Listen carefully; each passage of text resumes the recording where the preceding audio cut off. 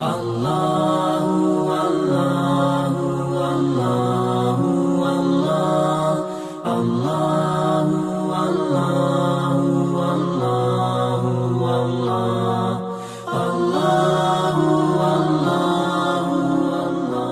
فرماتا ہے ما یفعل اللہ بعذابکم، وہ تمہیں عذاب دے کے کیا کرے گا؟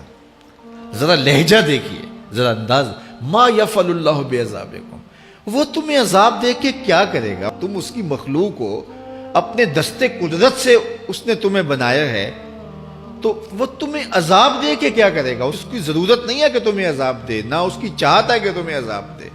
کوئی خود چھلانگے لگائے تو اس کی مرضی۔ فرمایا کہ ما یفعل اللہ بعذابکم، وہ تمہیں عذاب دے کے کیا کرے گا؟ ان شکرتم و آمنتم، اگر تم شکر ادا کرو اور ایمان لاؤ تو وہ تو قدردان ہے جو کوئی اس کا شکر کرتا ہے اور جو اس پر ایمان لاتا ہے۔ تو اللہ اس کے لیے عذاب نہیں رکھا، اس کے لیے رحمتیں رکھی ہوئی ہیں۔ تمہیں دستے قدرت سے بنایا ہے اور وہ تمہیں خوش دیکھنا چاہتا ہے، تمہیں خوشحال دیکھنا چاہتا ہے، تمہیں سرشار دیکھنا چاہتا ہے، تمہیں نہال دیکھنا چاہتا ہے، تمہاری زندگی کو خوشگوار دیکھنا چاہتا ہے۔ تم نے اپنے آپ کو خود اپنے اعمال کی وجہ سے مصیبتوں میں ڈالا ہے، تو کہا شکر کرنے کی عادت ڈال لو، دیکھنا پھر اللہ تعالیٰ جل شانہ کی رحمتیں تمہارے اوپر کس طرح اترتی ہیں، اس کی نوازشیں تمہارے اوپر کیسے برستی ہیں۔ توکل اگر ہم سیکھ جائیں تو توکل ایک ایسی دولت ہے کہ جو خوشحال زندگی کی ضمانت بنتی۔ جب ہم اللہ پر توکل نہیں کرتے اور ہم سمجھتے ہیں یہ سب کچھ ہماری محنت کا نتیجہ ہی ہوگا، اور نتیجہ جب نہیں آتا تو پھر ہم بے چین مضطرب ہو جاتے ہیں، اور جب ہم اس پہ توکل کر لیں تو پھر ہمارا صرف اتنا ہی کام ہے کہ میاں ہم یہ کام کر رہے ہیں، بس یہ حکم، ہم بیج بو رہے ہیں، بس یہ حکم ہے اور بو رہے ہیں، باقی اس پہ بھروسہ ہے، یہ کام اس کا ہے کہ اس نے اس کو اگانا ہے، اس کے اوپر پھل لگانے ہیں۔ تو جب اس پہ توکل ہو جائے تو بندہ سوکھا رہتا ہے، ورنہ بندہ مشکل میں مبتلا ہو جاتا ہے۔ بسا اوقات ایسا ہوتا ہے کہ بندہ ایک منصوبہ تیار کرتا ہے، اس کا عملی نتیجہ اس کو سامنے نظر آ رہا ہوتا ہے، لیکن نتیجہ بالکل الٹ جاتا ہے۔ سید علی المرتضیٰ فرماتے ہیں میں نے اپنے ارادوں کی شکست سے ہی اپنے رب کو پہچانا ہے،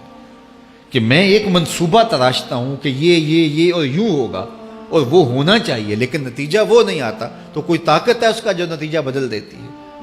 تو بندہ اس طاقت پہ یقین کرتے، اس پہ توکل کر کے جو ہے وہ اس پہ بھروسہ کر لے تو زندگی سوکھی ہو جاتی ہے۔ مغرب میں جو اللہ پر یقین نہیں رکھتے وہ خودکشی کر لیتے ہیں کہ یہ کیوں ہو گیا، ایسا نہیں ہونا چاہیے تھا، لیکن ہم خودکشی اس لیے نہیں کرتے، ہم کہتے ہیں میرا رب جس طرح چاہے اس طرح ہی ہوتا ہے، جو اس نے طے کیا ہوا ہے وہ کر کے رہتا ہے، اس لیے تم اس پہ توکل کر لو اور اس پہ بھروسہ کرو۔ حضور علیہ الصلوۃ والسلام نے فرمایا لو انکم توکلون علی اللہ حق توکلہ، اللہ پر توکل کرنے کا جو حق ہے اگر تم وہ ادا کر دے تو فرمایا اللہ تمہیں ایسے رزق عطا کرے جیسے پرندوں کو عطا کرتا ہے۔ ہمارا تو کاروبار ہے، یہ فیکٹری ہے، یہ دکان ہے، یہ ہماری نوکری ہے، ہم نے یہاں سے کمائی کرنی ہے۔ پرندوں کا کوئی کاروبار نہیں ہوتا، کوئی نوکری نہیں ہوتی، کوئی ٹھیا، کوئی اڈا نہیں ہوتا جہاں جا کے انہوں نے رزق کے لیے کوئی آغاز کرنا ہوتا ہے، بلکہ حضور نے فرمایا تغدو خماسا وتروح بطانا، جب وہ صبح گھر سے نکلتے ہیں تو خالی پیٹ نکلتے ہیں اور انہیں کوئی اپنی منزل کا تعین نہیں ہوتا، جدھر خیال آیا اڑ گئے ادھر، لیکن کبھی ایسا نہیں ہوا کہ شام کو خالی پیٹ واپس آئے ہوں، کہا وہ پیٹ بھر کے آتے ہیں۔ باہو بولے بن توکل پنچھی اڑ دے، خرچ نہ پلے زیرہ ہو، جب گھر سے اڑتے ہیں تو ان کے پلے نہ کوئی خرچ ہوتا ہے، نہ راس المال ہوتا ہے، نہ کوئی اوزار ہوتے ہیں، نہ کوئی ہتھیار ہوتے ہیں، کچھ بھی نہیں ہوتا، یوں ہی گھر سے نکلتے ہیں، کبھی بھی خالی پیٹ نہیں آئے۔ فرمایا اگر اللہ پہ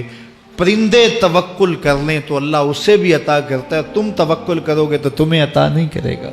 تو تمہاری زندگی سوکھی ہوگی۔ گھر سے نکلو کام کے لیے، فیکٹری کے لیے، مزدوری کے لیے، لیکن ٹینشن نہیں لینی کہ کیسے ملے گا، کیسے ہوگا، درود پڑھتے جاؤ اور مصطفیٰ کریم پہ سلام پڑھتے جاؤ، وہ تمہارے لیے رزق کے دروازے کھول دے گا۔